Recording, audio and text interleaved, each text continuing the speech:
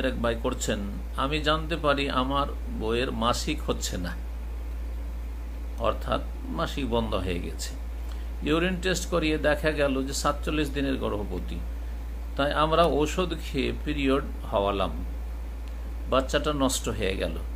আমাদের আগের বাচ্চার বয়স মাত্র 10 মাস চলে। 10 মাস চলে, আলহামদুলিল্লাহ। বাচ্চার বয়স 3 মাস 4 মাস আর গর্ভধারণ করেছে এমনও বোন বা এমনও ফ্যামিলি আছে যাদের সম্পর্কে জেনেছি, শুনেছি যে কাছে থেকে, আলহামদুলিল্লাহ তাদের ছেলে মেয়েরা সুস্থ সব, বরং আল্লাহ রাব্বুল আলামিন অনেক তাদের উন্নতি দিয়েছেন দিন দুনিয়ার। তো কখন এটা মনে করবেন না যে আমার আগের বাচ্চার বয়স 10 মাস, সুতরাং এখন বাচ্চা নেওয়ার যোগ্য বা গর্ভধারণের যোগ্য হয়নি। এগুলি ইমানের কমজোরি, দুর্বলতা। বইয়ের শরীর খুব দুর্বল, স্ত্রীর শরীর দুর্বল বলছে, রক্ত শূন্যতা আছে, তাই এমন কাজ করেছিলাম। জি, কতটা দুর্বল এটা আল্লাহ বেশি ভালো জানছেন এবং সেই হিসাবে আল্লাহ আপনাদের সাথে আচরণ করবেন। রক্ত শূন্যতা কতটা আছে এটাও আল্লাহ বেশি ভালো জানছেন। যদি দেখা যায় যে যদি এখন গর্ভধারণ করে তাহলে আপনার ওয়াইফের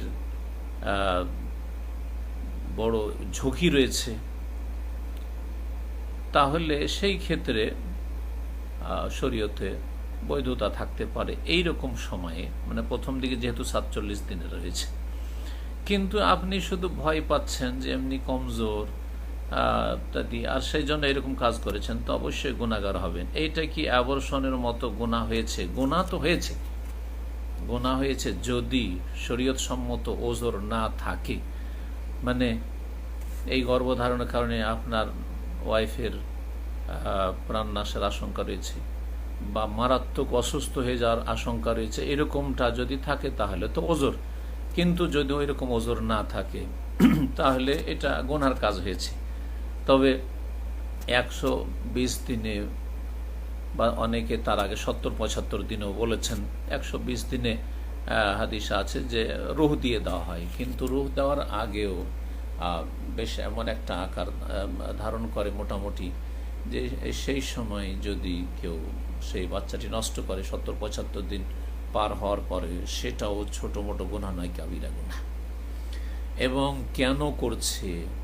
ঘন ঘন বাচ্চা হলে মানুষ করতে পারবো না, খাওয়াতে পারবো না, বেশি বাচ্চা নেব না, কষ্ট ঝামেলা নেব না ইত্যাদি।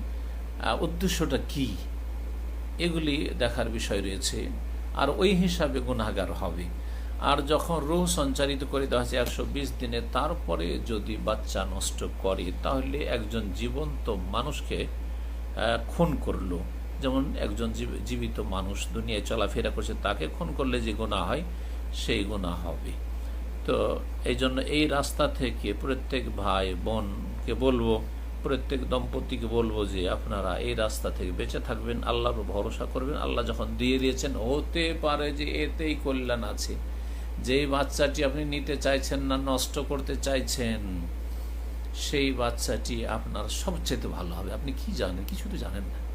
আল্লাহু ইয়ালামু ওয়া আনতুম লা তা'লামুন। আল্লাহ সম্পর্কে সুধারণা রাখেন। আল্লাহ সম্পর্কে সুধারণা রাখলে ওইভাবে আল্লাহ দেবেন। এইভাবে বিষয়গুলো